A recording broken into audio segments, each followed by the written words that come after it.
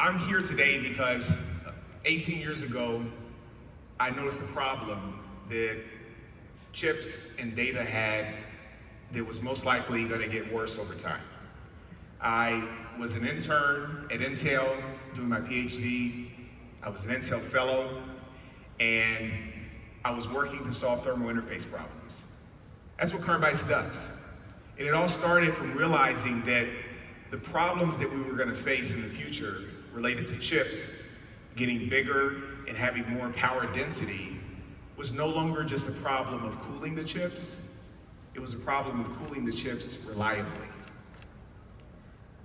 The problem's so bad today because the chips have gotten bigger, the chips have gotten hotter, they change in flexure when you run your AI training, that people are finding many different, what I call panic solutions to try to address this problem.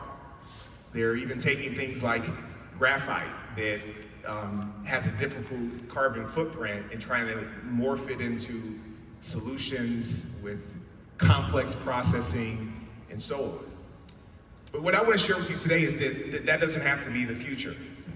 And 18 years ago, I started developing this solution, which is the Carbice pad, that is a simple 100% recyclable material that enables people, I'm gonna pass this to the judges, to solve this problem of large chips with heat density in a simple, scalable way that brings new science to things at scale. Because you don't have to make these compromises to achieve high performance. Now, I know a little bit about high performing. Before I was in tech, I was a football player. I was a starting fullback at Vanderbilt in the tough SEC conference. I even scored a couple touchdowns. And thank you. And the thing about it is that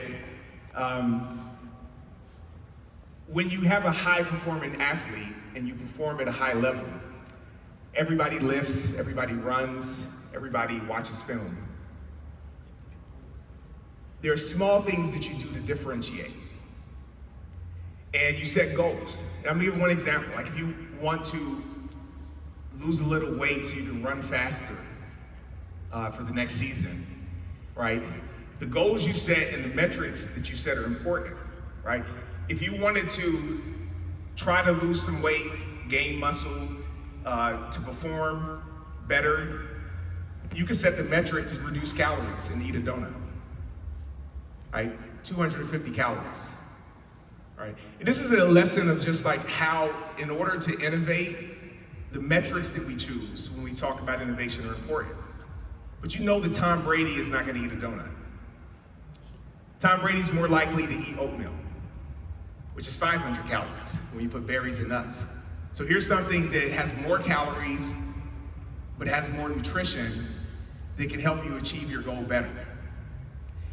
And the point of that is that when you think about a data center is a team of elite athletes that are providing the power, they're providing the cooling, they're in the bus, the switch. And when you use these legacy thermal interface materials that I learned about 20 years ago, it's like feeding your elite athletes donuts. And everybody knows what happens, right? We're all old enough, you eat a donut, you feel good, and then a couple hours later, you crash out. Carbice is like the oatmeal. It's designed for sustained nutrition, sustained performance, so that when you make this investment, and it's an expensive investment in elite athletes, you have the opportunity to get the performance for them for the whole game. So this is what Carbice is. It's a revolution in interfaces. It's made from recycled aluminum foil. It has these carbon nanotubes, which are 10 times stronger than steel. They're compressible, they're conductive. Most importantly, it's at scale and it's cost effective. It fits in between the cold plate and the chip for the cooler. It fits in between the heat sink and the power module, your UPS. It even cools your switchgear and your bus bar system.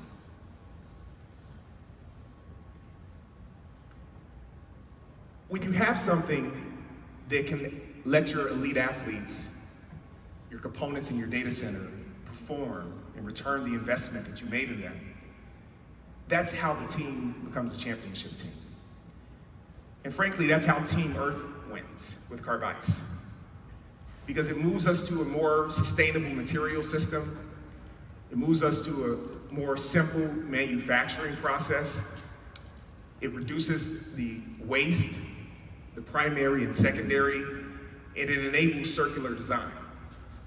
And so that's what we're doing at Carbice, is that we're not just providing a thermal interface to cool your system better, we're providing a different way for the ecosystem to operate as a team. And we're nutritional coaches, encouraging you to stay away from the donuts and eat a little bit more oatmeal. So tomorrow's elite performance begins with smarter solutions today. So make sure when you build a data center that you're feeding it Carbice. Thank you. All right, team day. Excellent, excellent. All right, judges, questions for him? Me first. First of all, I'm going to show my age because this looks like a Polaroid picture, right? So shall we shake it like a Polaroid? You can shake it like a Polaroid. Okay, so this is like sci-fi, and I really like it, but you need to explain to me, how does it remove the heat from the chip? So I need to understand that. Yeah, so if I may go back to the slide. Here, press that one. Press this one here? Yeah, there's a hidden one. Yeah. So every cooling solution needs to connect physically to the chip. Those nanotubes are the most conductive material in the world. And what they do, like a toothbrush, their bristles push into the silicon on one side and pushes into the cold plate on the other side. And it's elastic, it is sci-fi. It's the only material that both compresses and expands. So no matter how much dynamic load you run through that chip and it flexes, these nanotube fibers stay stuck to the surface. So the way it gets heat out is it makes contact. And that's really the problem. If you walk through a data center today, you'll see the legacy stuff sometimes rolled out of the interface, and it's not making good contact. So coming from the scientific point of view, yeah, it's a great pitch, by the way. Thank you. So is it agnostic to the cooling solution? So when I say that, I mean, have you looked at this in an immersion solution, for example, compatibility of the material? That's one of the best things, is that the fundamental tech is aluminum and carbon. This stuff is in space, it's in water. What makes compatibility for immersion is just modifications. The direct answer is yes, you can use it in any system. We've collected data sets on single-phase immersion, two-phase immersion. You can boil directly off of the surface. So it's the one solution. A lot of times you have to get used to, in these ecosystems, having everything here, there. There's no one thing that can do that. When it comes to an interface, this is actually one of the few things that can fit all interface requirements. Yeah, so if it's not performing good enough, then you just tighten the screws a bit more, get a stronger contact. You get a stronger contact. And so that's a very insightful point, because the elasticity of this material makes it predictable. So you actually can model it. It's the first time. One of the things I learned at Intel is that you can model every part of the system except the interface. You always have to do experiments. This changes the game. You can fundamentally simulate it and have a full model of the entire system. Quick question. Which is your technology readiness level? At what stage are you? And if you have case studies, type of deployments, what have you deployed in the real world? So it's a good question. So we've put up 40 satellites over 6 years. We are at a 23,000 square foot manufacturing facility in Atlanta. Now that's not data, but last month we made available through CyberPower. You can buy this on desktop PCs for the first time. It's been qualified on 5 data center hardwares with OEMs at this point. And where we are is we're working for the go-to-market with key customers. Nice. Thank you. Thank you very much. Very Thank much. you.